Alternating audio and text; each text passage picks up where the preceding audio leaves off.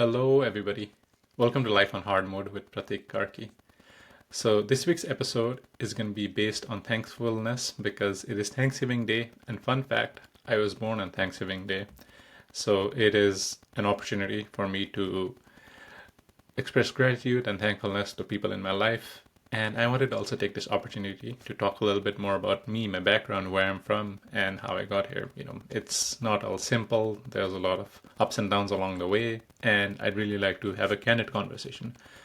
So, no scripts, nothing at all. And let's just get into it. And thank you to everybody who wished me a happy birthday. I really appreciate it. So, welcome aboard. Thank you for being here. This is a very special episode for me because yesterday was Thanksgiving, today's my birthday, and I really enjoy providing gratitude to everyone and everything in my life. And I'm very thankful for you, first of all, for joining this show and giving me feedback and asking me questions. If you're new here, I'm Pratik Karki, and I'm going to go more into my background, but I am a Nepali person who is the co-founder of Anthramind, a post-training data company for AI systems based in San Francisco. And I have a lot of great insights to share. I really love reading, avid gamer, get more into that. But if you're new here, hello, and hope you end up subscribing and listening to me every week talk about various LLM research areas or the tech industry in general. And thank you again. So the plan for today, we're going to do a bit of Friday positivity. And in that, I'm going to share what I'm thankful for this year, the topic of this week, which is looking back at my life and looking ahead for the future. And finally, we end in my favorite segment, which is what have I been reading, watching, and playing. Today's Friday positivity are the top things I'm thankful for this year. So number one is obviously going to be family. I'm eternally thankful to my wife and for my family for supporting me through this process of, having a startup, having a lot of ambiguity. It's a risky thing, a startup, right? You have to work a lot, so you need a lot of support, and it's a very lonely road as well on top of that. So I'm eternally thankful to my wife and family for all of the support. I'm really thankful for my co-founder at Anthramind and my team at Anthramind. They've been amazing. We do a lot of amazing work together, and it is ambiguous. And we have to take a lot of leaps and experiments and reach out to folks we never even thought would respond to us, right? So it's been a journey and a half, and I'm very thankful for where we are so far. I'm thankful for all of my mentors, my friends from college. You know who you are. Thank you for tuning in. And I'm thankful for you for tuning into this podcast and helping me get better at it every week. Selfishly, I'm thankful for the great weather of California, right? It's t-shirt weather here still, and it's like almost December, so I'm eternally thankful for that. I'm like a brown guy, I love the sun, so I'm really thankful for that. And finally, in broad sense, I'm super thankful for the life that I get to live every day. Like, I wake up very thankful that I have the life that I have, and I'm able to do the things that I get to do because I get opportunities laid by folks like my family or my friends and supported all the way. So I'm eternally thankful for all of that. So thank you, everybody, for giving me the best possible life that I could have. I really appreciate it. So, topic of the week. This is something that I'm kind of interested in talking about. Talking about like how I grew up in Nepal, what a move to the US was like, working in big tech, and now having a startup. So join me today as we'll talk about what led me here and what's in store for the future. I'm very excited to talk about it. This is going to be personal. And, no filters, right? I'm not going to embellish anything, right? I did not grow up I did not have crazy streak of success, and I still think I could do better in so many things. So it's a reflection and a way of looking back and being like, how could I have done things better, or things were really good and I did not appreciate it at the time. So it's sort of looking at things at both ends. So that's what I'm trying to do over here. So let's first talk about my roots. I'm from Nepal, and a lot of you are listening to this are also probably from Nepal, so this is going to be very redundant. But if you are not familiar with Nepal, and you should be watching the video because I really show a lot of visuals and everything, and especially over the next few episodes where we're going to talk about research papers and what's going on in the post-training space, would really appreciate it if you tuned in and watched the video. So I grew up in Kathmandu, Nepal, but family's from Viratnagar. So, I went to school, everything Kathmandu, like I think 9 to 10 months out of the year. I'd be in school in Kathmandu, and over the winter months we'd go to Viratnagar. So Kathmandu is in like the central part of Nepal, if you can see in this map over here, and it's in the hills, right? It's not like high up in the mountains, so it's in the foothills of the Himalayas, so still pretty high altitude. But Viratnagar is in the plains and it is very, very flat. Like it's only 200 meters above sea level, very flat. So it's nice and warm all the year and all throughout the year. And, especially in the winter, it's amazing because you don't have any cold at all. It's very nice and warm. My family is from the eastern part of Nepal. So, we've been in Viratnagar for like a couple of generations, but they moved down from up above from a village in the place called Bhojpur, which is in like the far east up in the mountains. I've been there like a couple of times. You have to trek all the way up there. There's no like cars that get you over there. So it's a very fun trip there, but it's also very remote and rural.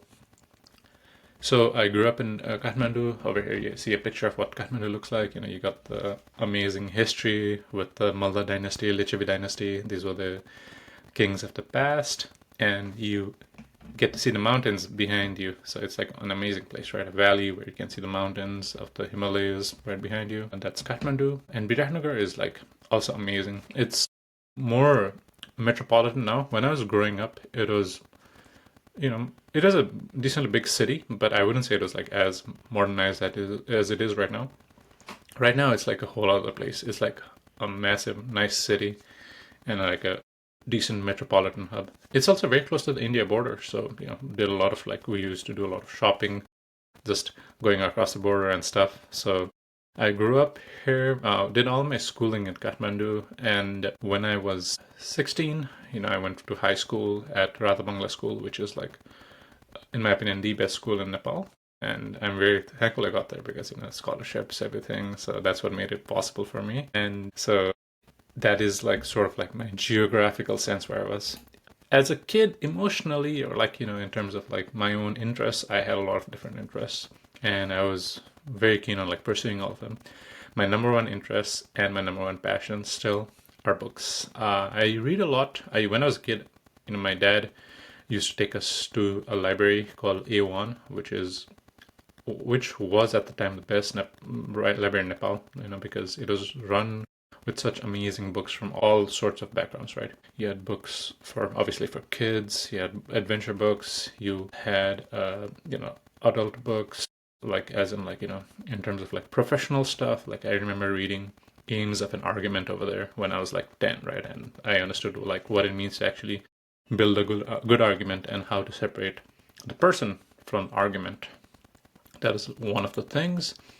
And there are like so many other books from like very diverse sections, right? Like, like Anna Karenina or Pride and Prejudice. I remember that we had like a limit for like 25 or 30 books per week. So, we'd go every Saturday, grab as me and my brother with my dad, and grab as many books as possible, right? Like 25, 30, check them out and destroy them during the week, right? Like just read nonstop, and next Saturday you're back at it with like 25 to 30 more books. So it was a really fun time. I really appreciate my dad for taking us to the library all those years and, helping us develop a passion for reading. And unfortunately, the library is no more. Apparently they moved and the new location is not too friendly to sit down. It's more like a warehouse rather than like a library where you can spend hours and hours of your time, right?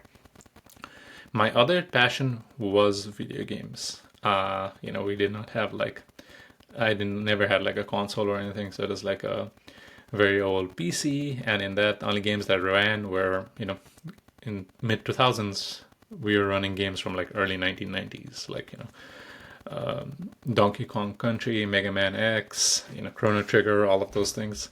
So it definitely was more like a retro vibe, even at that point. Right now, it's like ancient tech, right? Like Donkey Kong Country came out in like 1994, for example. And one game that I really loved was Age of Empires 2. I still play it. I still have it on my Steam library. It's an amazing strategy game. And it gave me a lot of insight into history, right? Because you could play campaigns like Joan of Arc or Barbarossa from the Holy Roman Empire, or Saladin from the Crusades. And I learned a lot of history then, right? Because I had no other exposure to it. And the game itself was like so intuitive. Like even like an 8-year-old guy like me could learn how to command troops and outflank the enemy. So Age of Empires was my jam. I still play it today. Then I also liked creating games. So, there's a tool called GameMaker 7. Would spend a lot of time building something. Like I built a platformer game. I had like this airplane game, and in the 2D environment, and somehow the airplane could go between levels, and it is very interesting to build. And I had no idea about like programming or something, but it's more like the way you think about it is like how things would move in a loop, right? So that really helped me understand for loops down the line, and algorithmically how to program stuff so that it follows a sequence of events, and you are keeping in check like all of the base conditions and the branching pathways. So those are my childhood passions, and I carried them for a while, right? Continued adding to a lot of what I learned. Like I continued reading into my teens and everything. And and a lot of people can relate to this, but when I graduated high school in 2015, that's the same year that the earthquake happened in Nepal.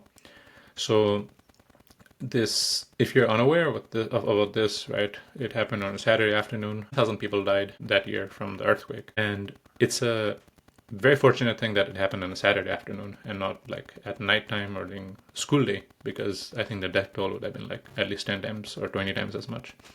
But in the wake of that earthquake, what happened is all of the regions around the epicenter, most of the schools were like completely destroyed. In Nepal, they don't build a lot of schools from concrete or durable material, right? They're built out of like stone, some places even out of mud. So it was a really terrible situation. And so I decided to take a gap year there, because it is something that affected a lot of people I knew personally, and I wanted to help out. So I spent a year working with like an NGO, going to the most rural parts that are the most affected by the earthquakes, distributing materials, teaching supplies, even like doing teacher training courses on how to essentially go on and do most with the least amount of resources that you had. And it is a really enlightening year, right? I really put in the groundwork. There was no like monetary reward or something. It was like more about like, how can I go and understand what's happening and change my perspective quite a bit. So it was a great year. I mean, not great in terms of earthquake, but it was something that I think everybody should do, which is that instead of being disassociated with the rest of the world, you need to pop your bubble and go outside quite a bit. So 2015 to 2016 was a great year for myself personally, because I was able to go out there, spend a lot of time actually doing a lot of grunt work. There's a lot of times I stayed in like these villages for like months at a time and did a lot of work on the ground there. So I really appreciate it, and I think everybody should take an opportunity to do something like that for themselves as well. 2016, that's when I went to the US, full ride scholarship at Grinnell College. So if you can see on the map, you are taking a trip all the way from Nepal, which is, in South Asia, all the way to the middle of the US. Grinnell is in Iowa, US. So, big trip for me. Got the one-way ticket, got my F1 visa, and then I was off, right? I didn't really have much planned or in terms of like, how to do things. I really want to go to college in the US. I think I wanted to be independent. I wanted to build my own character, and I wanted to explore things, right? And experiment and figure out like what is best for me in terms of my personality and career. So in Grinnell, the first semester, I took Intro to Computer Science. I didn't even know anything about it, right? I never like programmed in my life. And a lot of the things clicked very immediately for me, like, recursive programming. We only did like Lisp based programming language called Scheme, and that is like a functional programming language. And a lot of the things from that really clicked for me very quickly. Like instead of just like a standard for loop on Java, you are building recursive base cases. And, I had like a pretty strong math background and everything, but it really clicked for me in a way that is very tangible and applied.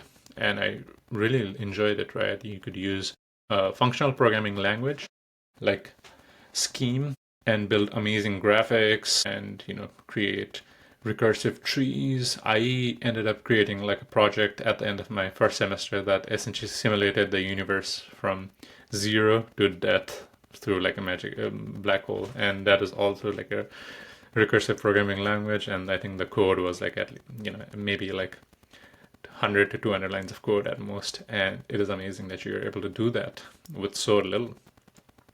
And after that point, right, I was really into CS. I was double majoring in economics. I enjoyed economics as well. But at a certain point, I had to make a decision because it was like either do computer science and economics or double down on CS. And I was like 2 classes away from majoring in economics, but I was like, okay, I really enjoy CS more. I want to do a master's in CS. And that's exactly what happened. I graduated in 2020, and that was like right at the pandemic. So it ended up being a good choice because I ended up doing like a professional master's at U Iowa, where, I was doing advanced machine learning, high process computing, and even cloud computing and VR gaming development for, UX research. It is very, very interesting. Got a lot of like hands-on work done over there, and I really enjoyed it. It was during COVID time, everything was remote, but at the same time, like the professors were so accommodating, and there was like a genuine sense of curiosity for most of the classes. So I really learned a lot, right? All of the foundational stuff that I learned at Grinnell, I was able to take that and be very applied with what I did. And, whether that is in advanced machine learning, right? That's when I created that's where I created like my own like algorithms and benchmarking data and all of that. So it is like my very first foray into what it is like, doing gradient descent and all of these things. And midway through my master's, I got a job offer at Google. I was applying for jobs. I made like a very long post about it, and my last week's episode of the podcast goes very deep into what it's like actually getting a job offer at Google, like how many places you have to apply for, how to build the perfect resume, all of that. So check that out if you have not. But I applied to this program at Google called Cloud Technical Residency. Very competitive. What they do is like it's like taking early career folks, like fresh grads, and putting them into a career into cloud forward deployed engineering with like a very quick boot camp. So, taking people that both are like technically smart and are able to communicate stuff really well. And, very early on, you're like, okay, we'll give you 3 months of training. You're technically adept and you can also communicate really well. Go in front of executives and bring them bring them a lot of knowledge about cloud technologies and really sell them on it, and be like this forward deployed engineer / consultant. It is an amazing opportunity, so I took it obviously and worked there, did my boot camp, all of that. It was like pretty intense but amazing as well because learned so much so quickly. I did like a bunch of certifications quickly as possible. I was doing like side projects like crazy. Then I moved to San Francisco. And that is where we did a lot of crazy work, work with like LLM giants, like, all the big named ones, led a lot of like Gen AI projects, advanced machine learning projects, data projects, and did some amazing, amazing work with other folks over there. And I really enjoyed it. So 3 years at Google, it was a great time. At the same time, right, I wanted to start my own company. It's something I wanted to do for a very long time. And 3 years of work experience was good. At the same time, right, I did not get my H-1B. Like, 4 tries, didn't get it. Just bad luck. And I was like, okay, you know what? There are options. I can, go to Canada and work at Google, or there are a lot of options to stay at the company or work a similar job. But I was like, you know what? Let's try starting a company, because why not? Now's a good time to, go all in and, ride the AI hype train. So I made the leap, founded Anthromind. I met my co-founder at a Y Combinator event in San Francisco. And she was also working in the post-training space. And there was a lot of synergy. And I was like, this is exactly what I wanted to work on. So I was like, I'm in, filed for my O1 visa and got that, and I was off to the races, right? We got like our first venture capital check later that year, and we already had like a few customers. So that was at the end of 2024. 2025, this has been expanding like crazy. There's some amazing developments coming, which I'm going to talk about in a bit. But before that, alongside working at Google, I was also building a life, right? I got married, adopted two cats. They're very cute. If you're not watching this on video, you're missing out because my cats are very cute. And I had like an amazing wedding ceremony as well. Really enjoyed it. All of my friends were there, family, right? It was an amazing time.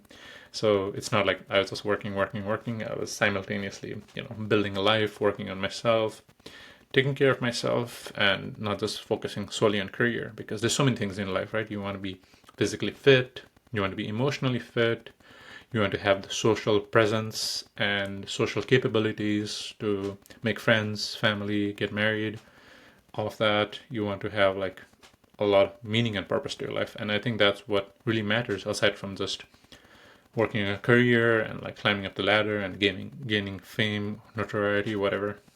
So I put my career second over my own life, right, over my family, because family comes first. I think everybody should take their family not for granted and should care more about that. That's my opinion.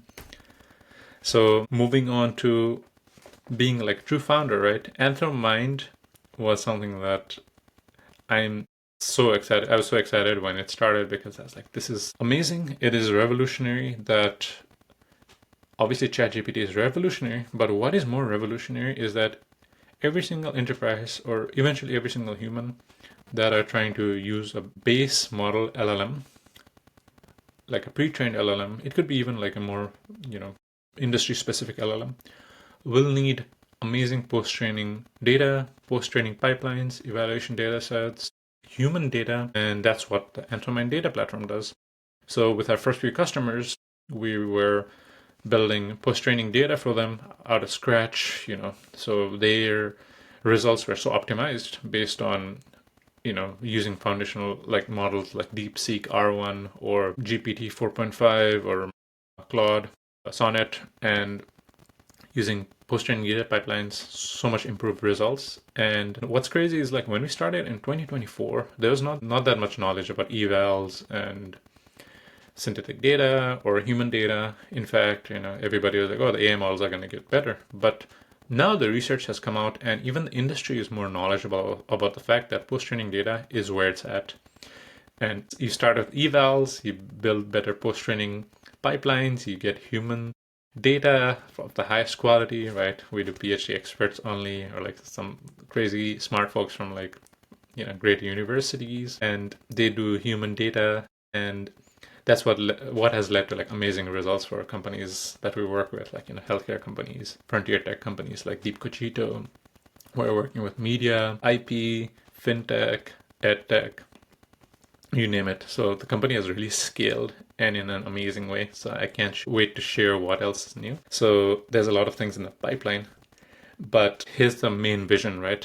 So the vision for Anthrop is, to put it simply, solve post-training data problems across all industries. And why we're doing that is that there's a lot of like cross-referential learning, right? We're building classification algorithms for healthcare companies in the Bay Area. And a lot of I wouldn't say the exact techniques crossover over there, but there's enough information and enough know-how that classification problems in fintech, like fraud detection, are built off of those base algorithms, obviously with more work put in. So we're able to align models at scale. So we have customers as small as like small startups to Fortune 500s, and we're able to do it at any scale, right? We're already working with large enterprise customers. I already mentioned quite a few. They're in healthcare, fintech, edtech, insurance, media, and IP, and we are getting more customers and scaling. And we truly believe that we're still at the beginning of what is possible. AI adoption is actually still pretty low, right? It's very skewed in San Francisco area because everybody is using it like crazy, but legacy systems or, healthcare companies in like, let's say, Michigan, they are still, only it's at the tip of the iceberg for what is possible. So what has been amazing is being in San Francisco and solving the hardest problems in AI.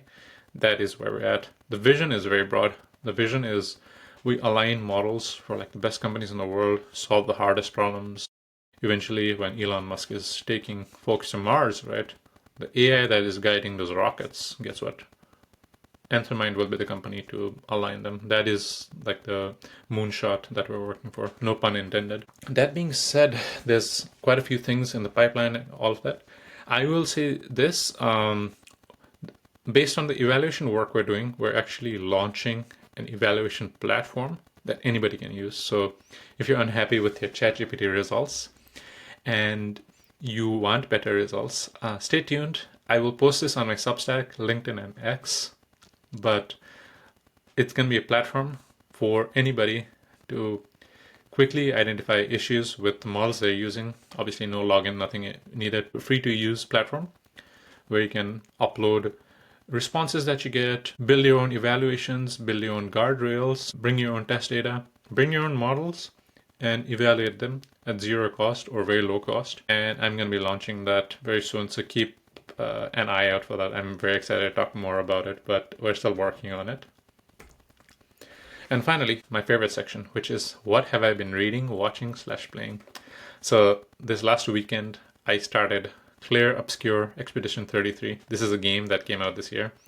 It is an amazing story. Ex-Ubisoft guy hated working at Ubisoft because of, they have like some terrible policies. Now all of the games are shit because the writers are like terrible. They're like laying off people like crazy and, doing some, shenanigans, improper management, all of that stuff. And so this guy in France made like a small team of 25 people and they released this game earlier this year out of nowhere. And what's crazy is this game is like insane in terms of graphics, in terms of fidelity. The story is amazing. The music is like out of this world. And it is shocking how a small team of folks with not that much backing behind them could build something that is outdoing games from like large companies that have like tens of thousands of people working on a single game at a time, right?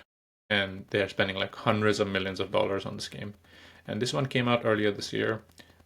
All of a sudden became like a universal classic immediately and is one of the highest rated games of all time and became like a massive hit. So it is amazing just playing the game without taking the story into account, like of the story behind the development of it. But also when you take everything into account, it makes it that much better. So without spoiling it, Expedition 33 is something that I think if you have any inclination to play a game and want to get into gaming, I would say play this because it's an amazing story. It talks about like, grief and mortality and, the power of friendship. It is amazing. I would recommend everybody to play this game. I think it is my favorite game of the year so far. All right. Thank you, folks. It was a great episode. As I said, no filter, no script. I just like talking from the heart when it comes to these things. Please remember to subscribe at pratikkarki.substack.com. And you can message me directly on LinkedIn, X, or Substack chat. And thank you all. Hope you had a very blessed Thanksgiving and looking forward to talking next week. I'm going to talk about some exciting stuff. Thank you all.